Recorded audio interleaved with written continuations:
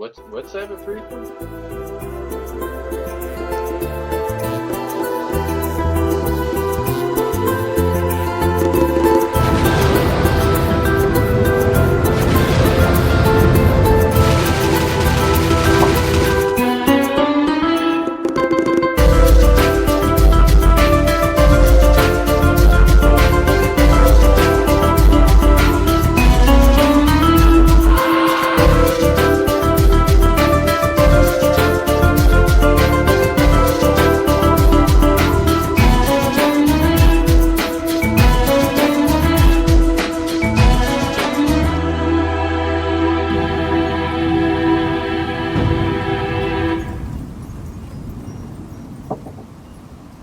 Well, hello everybody to another edition of the 86th review show, and we are the 86th. Up above me is Johnny Vintage. Over there, Franklin B. And we are honored and thrilled to have the one and only Doc Dredd with us. Basically, he's the only one that accepted, but no, I'm kidding. Welcome, Doc, to our new version of our review show. And of course, Doc Dredd Reviews, Swamp Theater, Doc Dredd's Trailer Park, Cemetery Cinema, and you got a lot of irons in the fire, Doc. So thank you for coming out to be here with us tonight. Well, thanks you for the invitation. This is really cool. Yeah, it's been a while. So congratulations on being our first guest, and hopefully you'll feel that way by the time this is over. Anyway, we'll see. We did ask two others that may be on in the future. They just couldn't be here for other reasons. We were actually going to have, as Frank had suggested, the Sinister Six. But they'll be on sometime in the future. But we wanted to get back to having a guest on the show, and so you're the first guinea pig, Doc. So thank you. You're first victim, Doc. So thank you. Tonight's movie is 1981's Galaxy of Terror, and this one was picked by Johnny Vintage. So Johnny, why this one? Well, I literally seen this for the first time about a year and a half ago. Wow. I was doing I think it was I should seen it. I was watching movies that I hadn't seen each night for Halloween the whole month, right? Yeah, at least I did. And I was thinking, how did I miss this as a kid? How did I miss this film? I would have probably been 12 at the time when this came out. Did it not come on HBO? Because I don't know, I never saw it. I never saw it as a kid. I'm sure if I had seen it as a kid, I would rewatch this one several times as a kid, probably for one specific scene. But anyway, I can guess which one that is. But so I watched this and I'm like, wow, this is like a time capsule of 80s goodness in it. Plus the cast in here just blows you away. The fact you got Freddy Krueger and Captain Spaulding from House of a Thousand Corpses, my favorite Martian, Cunningham, and Joni Cunningham. How can you go wrong with this movie? There was plenty of ways to go wrong with it, obviously, because we watched it. But I was just think that if we didn't have this movie, we may not have had the version of Aliens that we ended up getting. Yeah. Absolutely. Yeah, because who else is involved in this movie? But so I saw this would be a fun one to review. I know it's not a 10 movie or a 9 movie, but it's a kind of a time. You going? Right. You know my rating system. No. Yeah. All right, so let's get initial reactions. Of course, we're going to start with our guest, Doc Dredd. What's your initial? When did you first see it? Was this the first time? I saw this years and years ago, and I don't know if it was a TV version or late at night, but whatever I saw, it was cut up pretty much. And then I revisited it just like 2 years ago, and then once and a half before the show. Uh, One and a half. That's and a I half. watched it one full time day before yesterday, and then I watched half of it the next day. Again. Actually, a little piece of it over and over and over and over about half an hour. The worn out part on the DVD.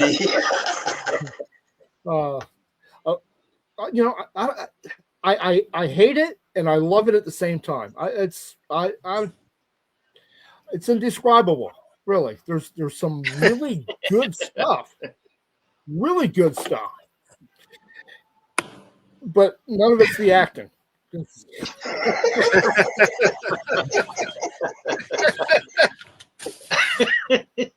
Wow. Okay, Frankie. Some of it was fun, and most of it was dumb. That's one of the best reviews I've ever heard. That's. I was really intrigued with the trailer because it was like, wow, hell is like on the far reach planet, and like that's where all the bad stuff goes and everything. And what if somebody actually physically went there? That's not what we got.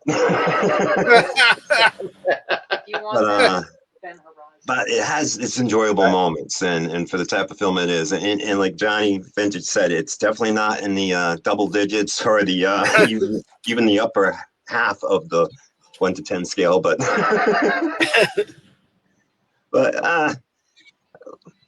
there's a lot to say about it. I'll save it for when we get to. I don't know if you heard Mrs. Jack over here, but she said she was kind of saying. What were you saying? If you want something better to watch Event Horizon, which in a sense that's what this kind of reminded me of too. Same. And I have to say, I have stuff written down here as usual. I have notes. I have to give credit to Mrs. HJ because she was watching it, and I'm using some of her joke material here. Awesome. Tonight, so I have to give her full credit. Yeah, I mean, quickly before I forget, Mrs. HJ, that if you're into the Event Horizon, they just put out a 5-issue miniseries as a prequel to Event Horizon. It's a comic book.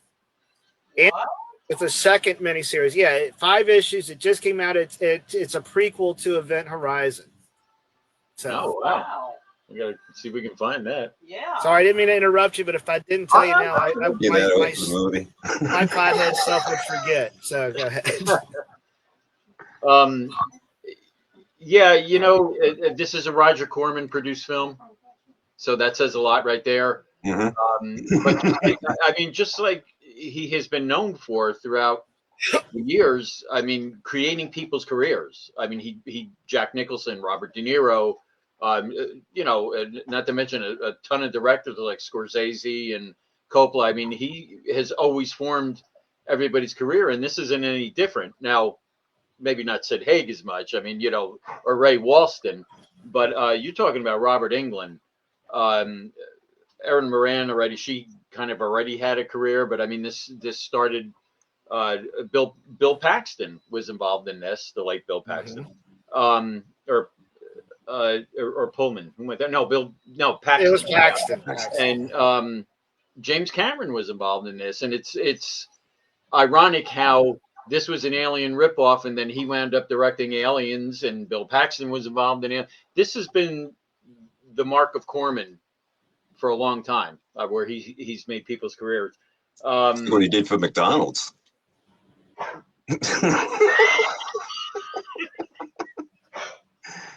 Okay, you threw me off there, but sorry. Okay, but yeah, I mean, again, people who were just on the cusp of stardom, and he gives them that little push, and there they go. I was surprised by this film. Look at for what it is. It's a Corman film. It's going to be a ripoff. Whatever of various movies, but I really like the atmosphere. Starting off in this and the sets and everything else, which we'll get into all that, but like you said, good and bad. We'll get into that.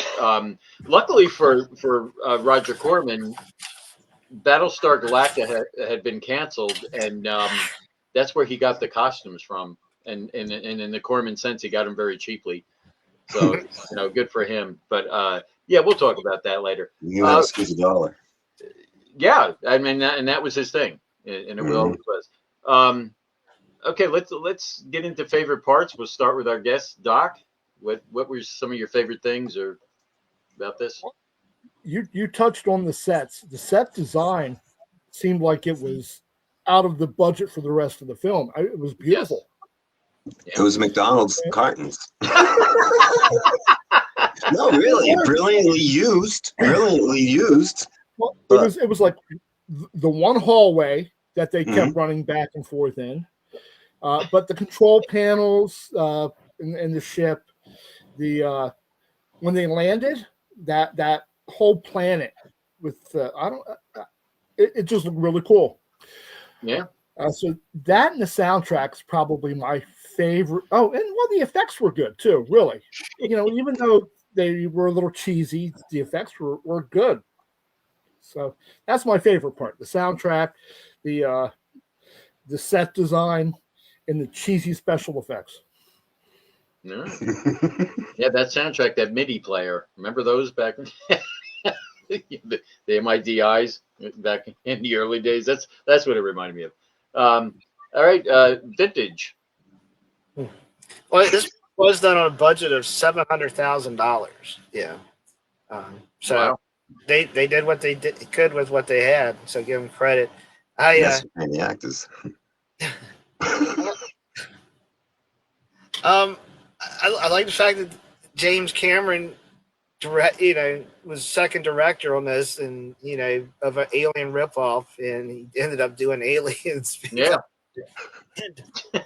But ironically, he was on another Corman film before this, Battle Beyond the Stars, and originally he was a model builder, and then he ended up moving up during that film. But he's the one that I don't know if you all remember Battle Beyond the Stars, but it had a spaceship that was flying boobs, and that's exactly what he did. Yeah. John Boy loves it.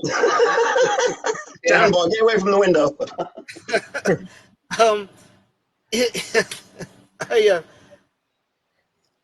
What did I like? Obviously I liked the film. I mean, but you picked it. I hope so. Certain things that struck out to me that cracked me up was like the captain of the ship. There's dislikes of this, but it was that look she gave when whenever the guy mentioned like her past. What is it, the history? And she goes, yes, everyone is forgotten now. And she gets this crazed look on her face. And I'm like, Jesus Christ, man. Shouldn't he give her like a drug screening before they live? That was Grace Zabriskie, who was in Twin Peaks at one time. With blonde hair. She yeah. Let's see. I'll save that for a different one. Oh man, I can't read my own writing. Oh, there the other freaking stick. The scene with the severed arm. Oh, God, I keep my likes and dislikes. It was like, it was such a trip. At first, he's so connected to those little crystal stars that he's holding the whole time. By the way, he only had one line in this whole movie. Did y'all catch it? Yeah. Oh yeah. Yeah. Well, and you know why? By the crystals. Yeah. And you know why he only had one line? Because he wanted it that way. Because the script was stupid. Yeah, he went to Roger Corman, and Roger Corman was like, "Well, why don't you want to have the line?" And he said to Corman, "Did you read the script?" Yeah. That's why he only had one line in the whole movie. He did a lot of this. Yeah. Yeah. All right, Lieutenant Worf. Well, how could you not like a film that has giant maggot sex in it? When I saw that the first time, I'm like, good gracious, that maggot exactly knows what he's doing because he's ripping them clothes off like experience, And I'll get back to that in a minute. But this film was originally rated X, and they actually had to trim some off that scene. Oh yeah. My And then God. the actress had a body double. When she did the part, she didn't realize there was nudity in it, and they actually had a body double for the nudity. Well, But a lot of that was Corman pushing that because I mean, when he used to distribute these films, I mean, when he distributed them in Europe, the Europeans wanted a scene like that. They almost always required some kind of nudity or sex or something in it. So yeah, it was I'm not supposed to have saying this. he didn't. Yeah, it was supposed to include a sex scene that probably It sure did. were into me. With And the obviously, one-eyed Wonder Worm. one of my favorite parts was when Joni Cunningham's head explodes. So I've got other notes, but All right. honestly, this film it was kind of like a throwback to the '80s, and that's why I kind of like it. It's dumb parts. The acting is like Hayden Christensen bad in some of these scenes. Yeah, but for me, it was just kind of a throwback to the '80s. I'm like, how did I miss this damn movie as a kid? That's good. All right. Well, Frankie B, your favorite parts besides the McDonald's cartons they use for Yeah. maybe they should have used that in Attack of the Moon Zombies. That was Yeah. they could have, yeah. The cardboard said Sears Robux on it and stuff. No, but what was funny is when I watched the movie, same thing, like Doc said, that the set, parts of the set, I really was impressed. I'm like, wow, at least the set's really cool, and the costumes are cool. Now we know why the costumes are cool. But I remember thinking it kind of looks like those styrofoam boxes. And then when I was researching a little bit, I came across that where it said that it was actually McDonald's styrofoam containers. So Roger Corman's munching down the McDoubles and stuff, and I'm like, here, use this. That was quite a haul, so I wouldn't be surprised if it did them in. It was let's see, what I listed as my favorite part,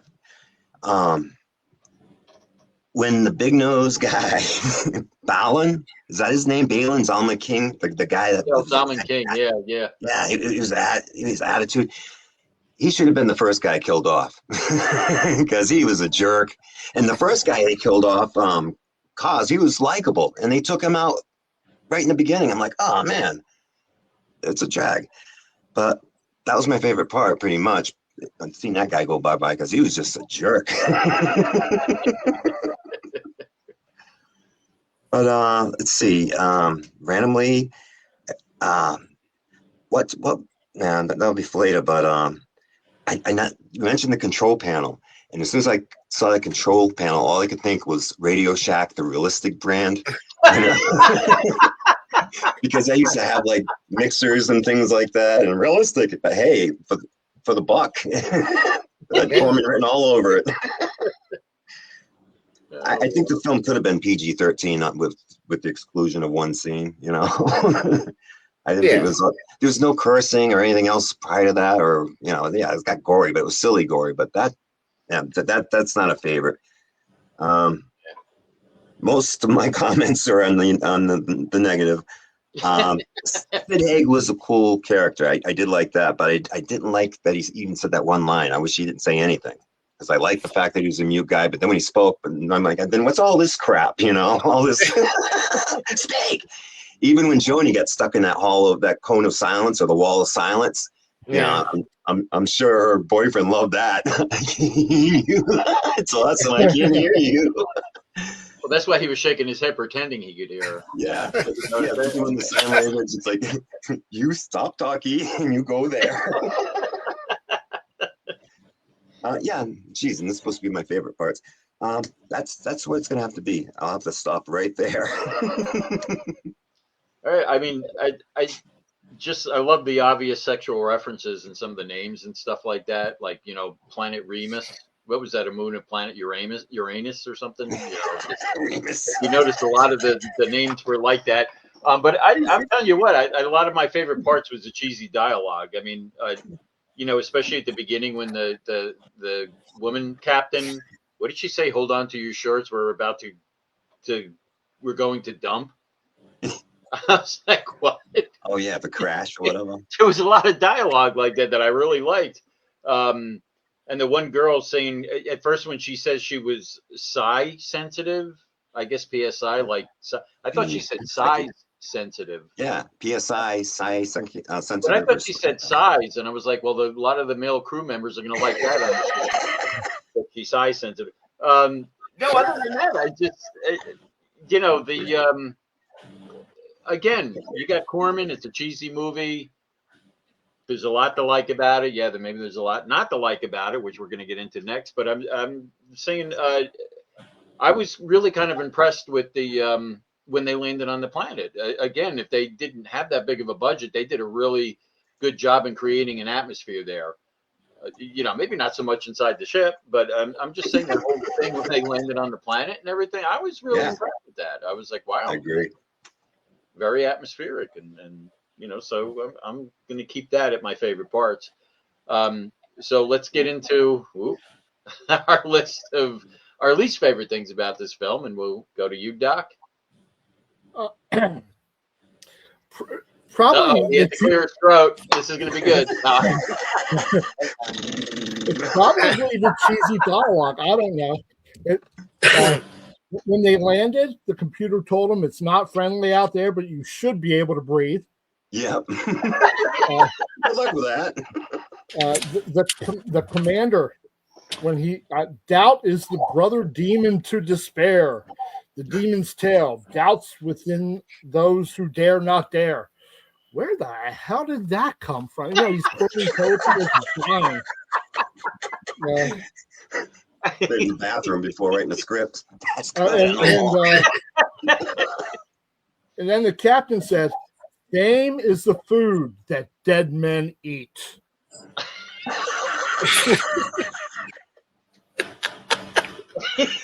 When you're in space, you get really lightheaded. Somebody was probably, you know, off the air while they were writing this.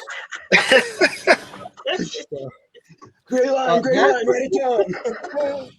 That and the thing I really, really hated was the headlight flashlight backpack.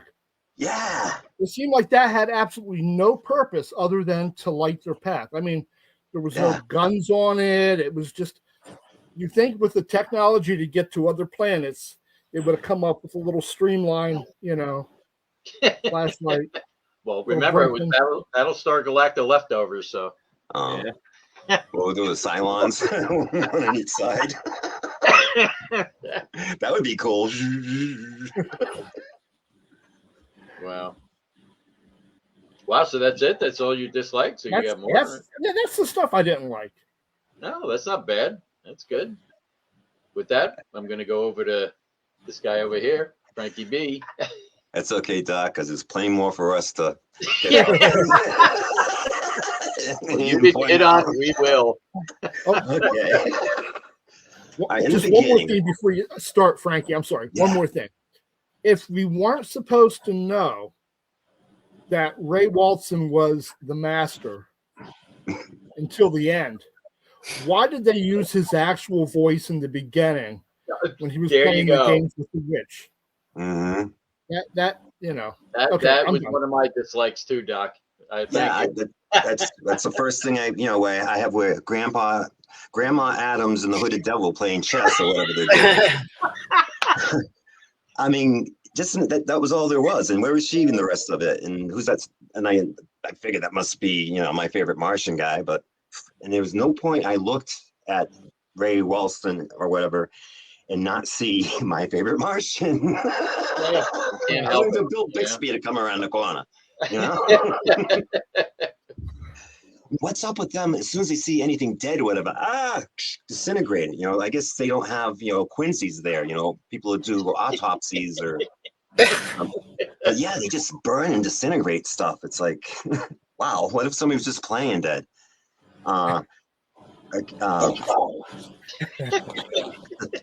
You mentioned, but we're getting to the scene. Of course, it's most everybody's favorite scene, but I don't like it because I don't think it should have been in this. It was just off, that whole caterpillar or maggot scene. Oh, they called it Maggie the Maggot, right? Maggie That's what Maggot. Yeah. I called it the one-eyed wonder worm. So I don't know how to touch that one.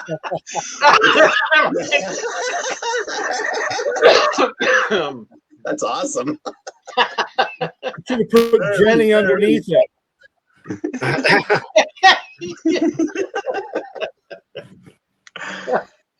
Nothing worse than a horny maggot. Oh my God. Speaking of which, the thing is, they found out that they're being hunted down by the things that they fear. What the hell was she got going on where she's afraid of sex and maggots and shit like that? That was just horrible. I mean, it wasn't horrible, but it was horrible. I guess he wanted Joni to do it first, but she's like, nope. Yeah, actually, they you see, that was a misconception going around from what I understand. Yeah. They said they had asked her to do a nude scene and she didn't. And she said, I'd rather just die a gory death. Yeah. And that's what happened. But people, I always heard this about this movie, that she had said she was going to do it and then decided not to, but that wasn't the case. That they she wouldn't let her. They had asked her and she said no, flat out. Yeah. Well, so she knew she could. Playboy after that? I really don't know. I don't know if she ever did anything like that. I thought I remember something like that, but I'm sorry, Frank. Go ahead. Oh no, I don't blame her for doing that, because that she totally knew that she could rely on her acting ability. I hate this voice. Oh God. And the anger stare. It's like, I mean, I loved Erin Moran. Don't get me wrong, she was great, but wow. Now I know why we no longer saw her on other movies or even ABC Movie of the Week or anything. Mustache guy. All of a sudden at the end, Edward Albert. All of a sudden it turns into a Chuck Norris in space movie. I'm like, what's that? It was a porno just a few minutes ago. Now it's a martial arts movie. I'm trying to find my notes.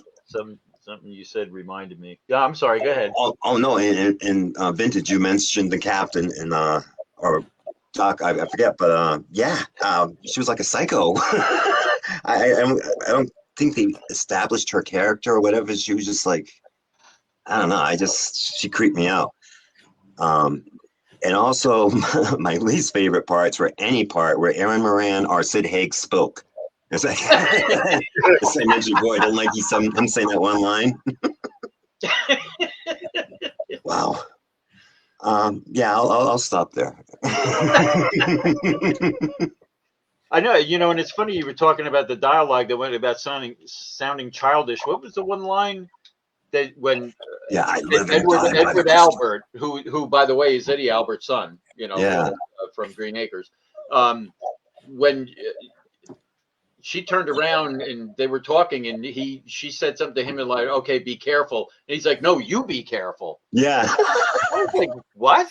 I mean, delivery. The dialogue it sounded so childish, but yeah, you kind of hit on my least favorite part too, because this was supposed to be about your fears. So you're right. She feared getting raped by a maggot. Yeah. But I think the part that really got to me was you didn't really know who was in charge in this. Yeah, like they're taking turns. And she comes in, she yells at the commander, and then the commander's yelling at somebody else, and then at one part, Zalman King's like, "Oh, I want everybody to do this," and I'm like, "Who the hell is in charge here?" I don't know. That was driving me crazy. And again, maybe I missed the point. The vague ending to it. Did I miss something? Did he tell him that he was now the master and he said he wasn't accepting it, or he didn't have a choice, or was he the master all along? I mean, I don't know. Maybe I zoned out by the end. I kind of missed all that. Eddie Albert in the can. It just like I said, I mean, no, I don't really have too much about this that I disliked, like I said, except for who was in charge. That was my kind of thing. And other than that, and little bits of the dialogue, like I said, kind of bothered me. But again, you got to take it with a grain of salt because it's a Roger Corman film. So that's what I liked about it. Anyway, I think I saved the best for last. Vintage. Let's. Hey, All right, first of all, why was the captain in such a damn rush? I mean, she gave him like what was it, 30 seconds to get to the seats, and I'm amazed how fast. And then She's really good with putting her strap on and off though. But the good thing is for Freddy Krueger, he got thrown into the girl's seat when they during takeoff, so he got a little frisky there. And she thinks he's a maggot. That's it. She was afraid he was going to do it again. So the maggot was Freddy Krueger. Sorry. Ironically, there is a Freddy Krueger worm-like maggot in one of the. Yeah, you're correct there. Freddy versus Jason. Yeah. Oh, that's right. Yeah. Huh, Yeah, with the bomb. But,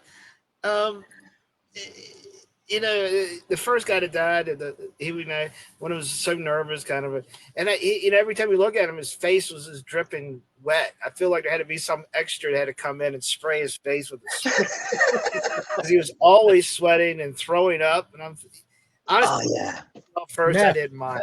I'm like, you already knew he was going to die, so get it over with. Red shirt. Yes. Yes. Another comic book, ironically, that was put out recently was a miniseries called Red Shirts. That's cool. We're all gonna die. Yeah. What was it? Like 3 pages long? He just died in each panel, and that was the end of it. Or? I didn't collect it. I just know it was out. Yeah. Oh right, Frank, take that off. Jeez.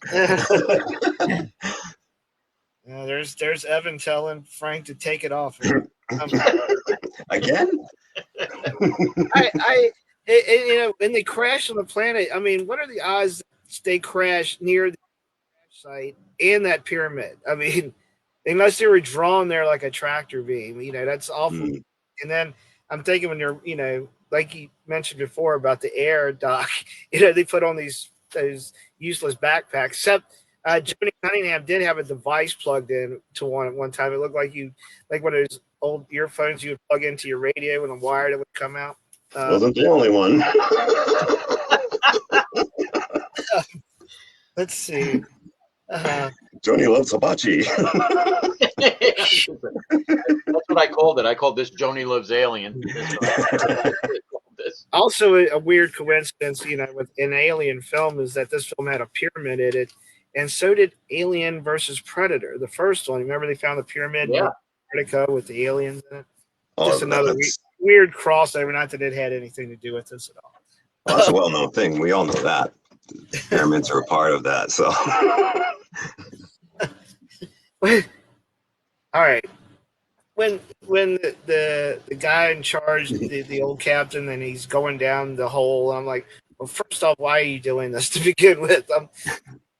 What are you gaining by going down this deep hole? And then he's passing all them things, and I'm like, gotta watch out. Weird things come out of them glory holes in the wall.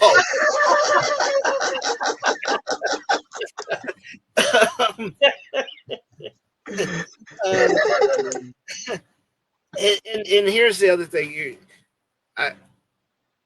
Erin Moran, God bless her, but it was the eyes. Her eyes were distracting. It was like everything had to be bulging out the whole time. It is just super distracting. Yeah, that's after she got crushed. Oh boy. Sorry, Doctor. No. That's our ongoing Yoko Ono shout out. but her eyes were so distracting during this. It's like you said, it's no wonder we didn't see her in anything else basically after this. Yeah. Except maybe Playboy, I think, if I remember right. But I definitely missed that one. I don't remember. I thought I heard. I thought I remember. Maybe I'm thinking of somebody else. Maybe it was what's her name, the one that played Tabitha on TV, Lisa Hartman, or I don't know, one of those. One part I forgot, and I can't say that it's my favorite or my least favorite, but it made me laugh like was when the commander, when they were climbing up and up and up, and he was talking to the girl, and the girl goes to him, "Well, you're not old." He goes, "I'm old," and he goes, "You're not old," and then he suddenly goes out of frame, and you hear him scream and fall. And all I was thinking of, I was like, what, did he break his hip? That part made me laugh so hard because it was just like so random. It was like she's talking and he's like, well, I'm old. And she goes, oh, no, you're not old. And he crawls up here. Ah!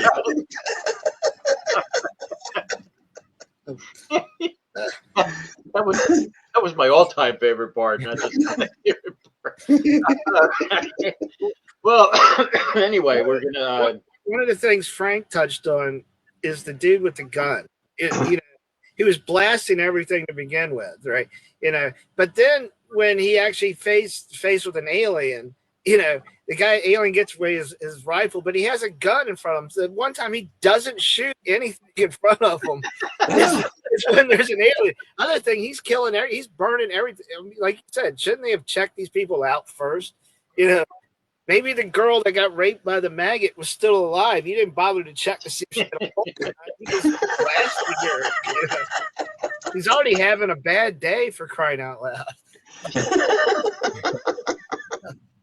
Well, that scene with the arm with the maggots, that was added in later, and that was James Cameron who brought that up. And it was funny, he used live maggots or real maggots, and they weren't moving, so he decided to electrocute them.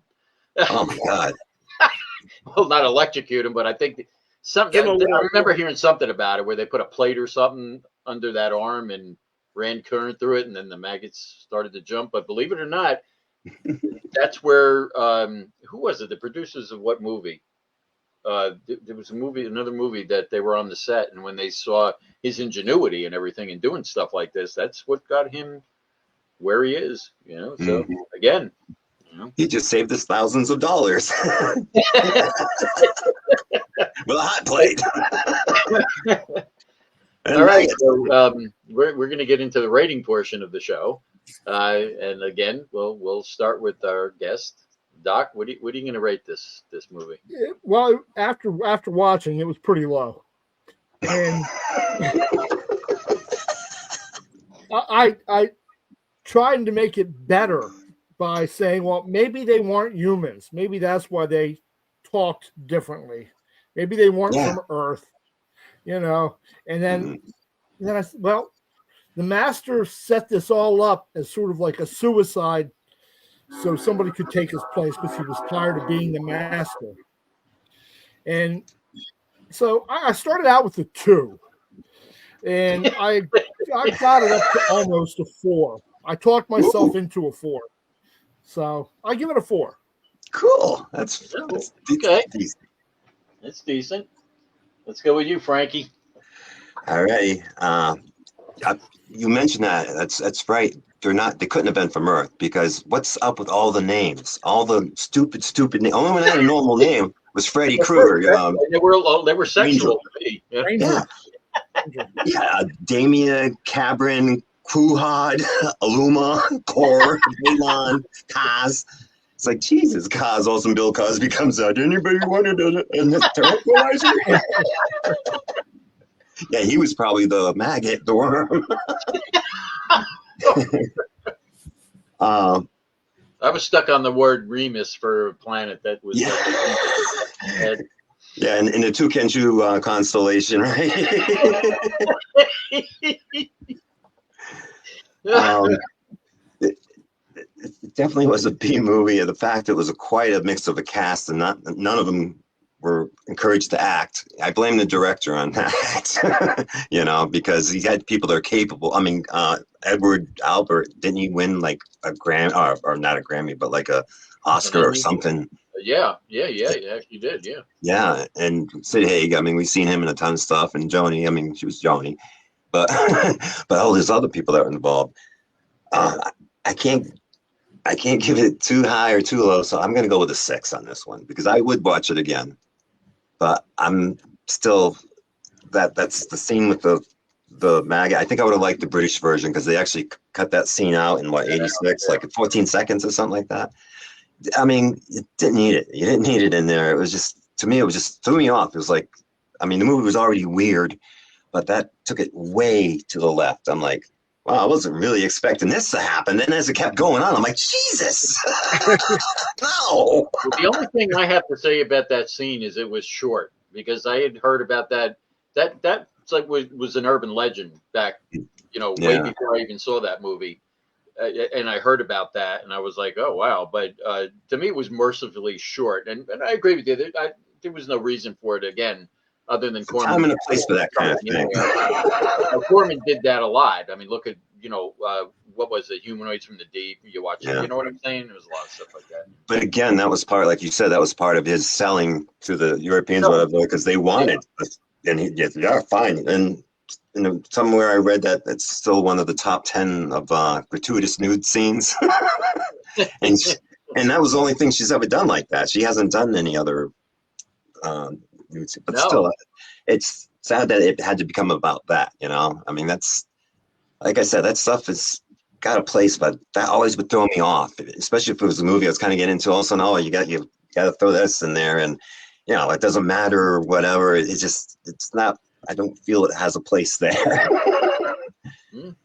So that's just my call. If it didn't have that, if it was edited differently, it probably would have been a 7. But I'll give it a 6, and I would watch it again. Okay. I'll go before you, Vintage. Now, if I say lower than the snarling, are you going to be mad at me? No. Well, I'll tell you what. I'm going to give it the same rating. I'm going to give it an 8. Because, like I've always said, I mean, I'm a cheesy kind of guy anyway. And, I don't mind cheesy movies. If it's going to hold my attention from beginning to end, and it's going to entertain me, then it's good with me. And this did. I mean, there wasn't any parts of this where I was like, oh my God, this is dragging. This is, when is this over? Or, pressing the remote to see how much time is. No, I mean, I saw this a long time. I saw it when it first, I think, was on VHS, which was soon after it was released in the theaters. But no, I'll give it an 8. I enjoyed it.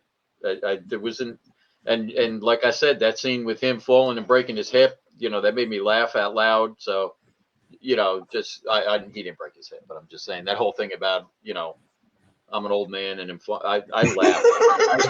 I laughed my ass off at that part. And just for that, I'm going to give it an 8. That is funny. It was just so random and weird. I'm not old, and he just goes out of screen for like 2 seconds, and you hear and you see him tumbling down.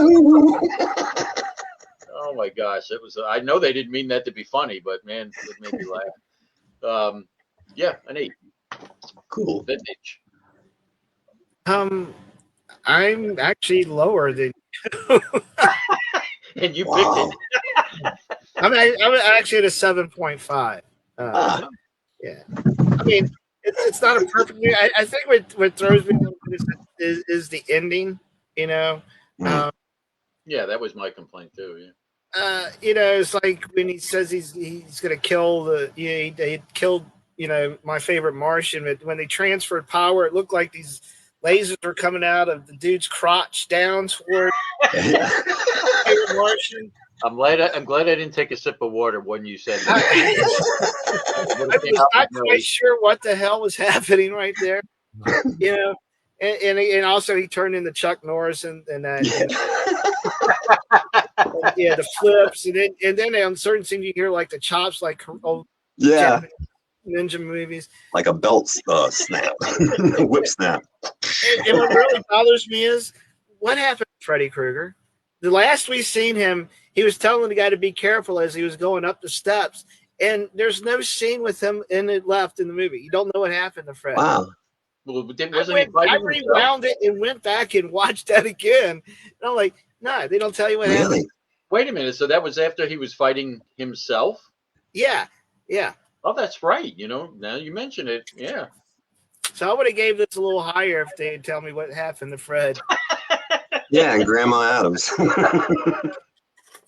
Also the old lady was playing the game in the front. I'm thinking, when they just go out on the street and say, all right, find the person with the least amount of teeth and bring them in we got a 5-minute scene we need to Can you play chess? Not explain who the character is in the whole movie, but that's okay. Well, I don't think they explained to anybody who their character was. Doc looked like he had something on his mind. What were you? Yeah. Please. Ranger went on to become the person who played chess with the master. And that's why he was left alive. Good point. Because what's his face was going to play chess with the old lady. He wanted somebody cool. Yeah, she got ditched and thrown to the side right after the master stopped being the master and the other guy became the master. They paid her in green stamps and sent her on her merry way. Go. And that's another point. Now that you mention it, Ranger? Yeah. The That's only a dog normal name. name. What the, like, his name was Ranger, right? If they gave me that lineup, I'd say, I want to be Ranger. I want to be Ranger. I don't want to be Cause. All right, so let's get into final thoughts. Doc, what's your final thought on this gem? It was. I could do without ever seeing this again ever. But it did entertain me. It was entertaining, but it's not gonna ever be one of my go-tos. In other words, you're not going to be hosting this anytime in the future. Is that what you're saying? Oh no, I don't think so. And I agree with what Frankie said about the scene. It could have been a solid PG movie, really fit for an 8-year-old kid, minus some of the blood, but without that scene in it, almost family friendly. Almost, yeah. Could have been. Very good point. All right, Frank, final thought? Yeah, I totally agree with that. It just going for the buck, going for the trying to get the people to go out and see it just for the naughty scenes, because they're in all those budget type of movies. I was gonna say I had something to say about it, but I forgot, so it doesn't really matter. But I enjoyed watching it. It was okay. Those 80 movies, it was all about attracting the horny teens. Yeah, boys, yeah. That was, let's face it. Not that I'm saying, I agree with it whatsoever, but that was the trend. Oh yeah, definitely in the 80s too. And it was fairly I don't know, I guess a newer thing too, because that whole 80s thing, it was like, but yeah, just just the characters. It was just a shame, but yeah, I think it was all right. Yeah. Right. All I gotta say about that. Vintage, your final thought? No, I agree. This movie is a victim of when it came out, and they had to have, because early 80s, almost every horror movie had some boobs or something going on. Yeah. Whoever was naked was going to die. So we're not complaining, but time and a place. It does sort of not quite fit the rest of the movie, I know what y'all are saying. But as far as if you grew up around this time period and you're into cheesy 80s stuff, this has got everything you really want in it, And if this movie didn't exist, I think Aliens, Cameron may not have been picked for Aliens. Aliens could have turned it different. Good point, yeah. Or Robert Englund might not have been Freddy Krueger or in V. Yeah. That all came out around the same time too. So I think it's significant in that aspect. I think it's worth a watch if you're into those. If you don't like gratuitous maggot sex, then maybe not. Maybe but they paid her more to do that. I wonder how much of the $750,000 budget they had to pay her, because when they asked her to do that, she wanted more money. So I'd be curious. Well, they had a body double for her. But she still did the topless scene. I think I thought it was some type of prosthetic over her. To be quite honest, I don't know. I think they kind of faked her out on it. I don't know. From what I read, she's more upset about the slime. Yeah, because then that's what I read, she said that it was like really cold and everything. Yeah, but extremely I cold. heard that they paid her more money. I'm just curious, but all right. Any more vintage, or do you? No, I'm good.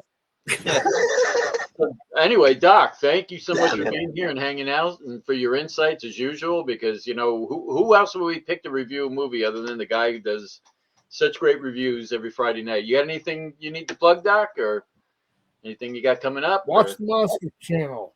Watch Dr. Dread reviews and make sure you check out and subscribe to John Hammer and Toys in the Attic.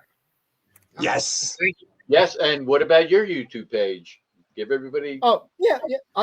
I'm currently having a member drive for the past 8 years,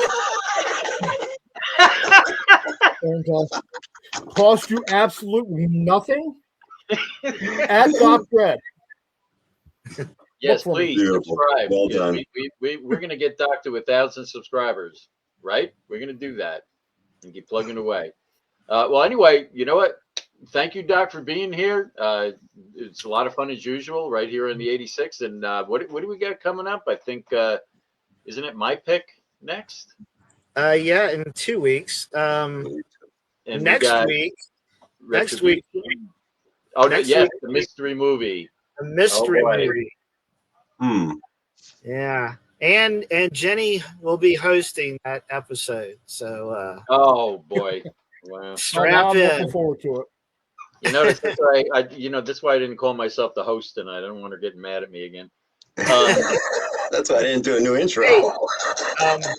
Also, you remember how back in the day, a lot of shows on NBC would have like a public service announcement at the end of the show and stuff.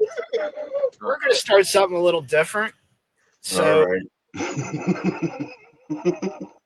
Here it comes. Oh God. let's see. Put the kids to bed. Put the kids to bed. Well, hello, everyone. Welcome to Don't Be a Douchebag. I am Pat Ellsbury. This is my best skeleton friend and co-host, Boner. Today, we were talking religion. Do you like to preach religion? Preach good family values? Are you a Bible thumper? Do you practice those values? Well, if you don't, you might be a douchebag. You do harm on others and just ask for forgiveness, using religion as a excuse where you think you can get off the hook for doing shitty things to people. You might be a douchebag. So, what you should do is not be like me. Don't be a douchebag. I've been Pat Ellsbury. This has been Boner. Thank you for joining us. And remember, sometimes in life, all you need is yourself and a good boner. Till next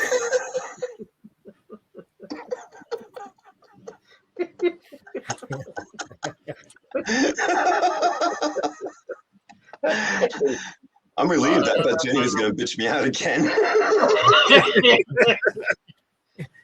By the way, in 2 weeks, it's going to be my pick, which is going to be the movie Blue Sunshine, and I was inspired by Johnny's pick because Zalman King is the lead in that movie, who was in this one. So in 2 weeks, so next week we got the mystery movie, which we can't wait for, and then in 2 weeks my pick, Blue Sunshine.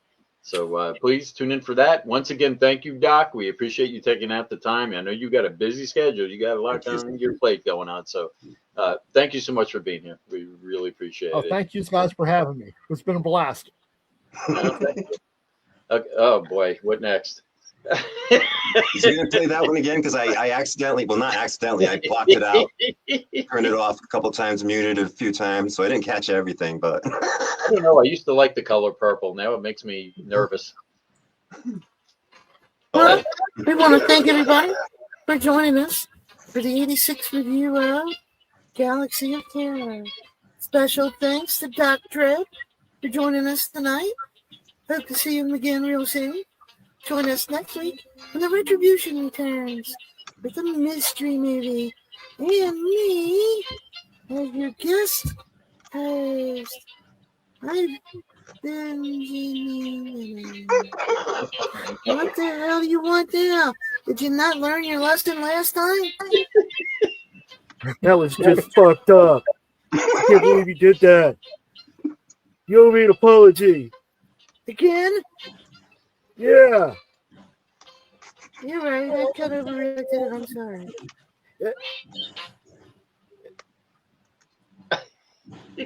Okay. How did you do? You also owe me a hat. Well, I have to get back to you on that hat, okay? Okay. And if you ever interrupt me again, what happened last week? It's gonna be far worse. It'll be far worse than what happened. You understand me? Now get the fuck out of here. Okay, everybody. Thank you again for joining us. I've been Jimmy Vintage with Johnny Vintage, Holy Jack, and that son of a bitch Frank. We'll see you next week at 7:10 next Thursday for the Retribution and our mystery movie. Or join us Tuesday at 7:10 for more episodes of The Green Hornet. Yep, that's Have right. a good night, everybody. Thanks again. Bye. I can't top that. So thank you, Doc. Good night, everybody. Thank you you. for watching. Good night. Peace Peace out. Yeah, maybe.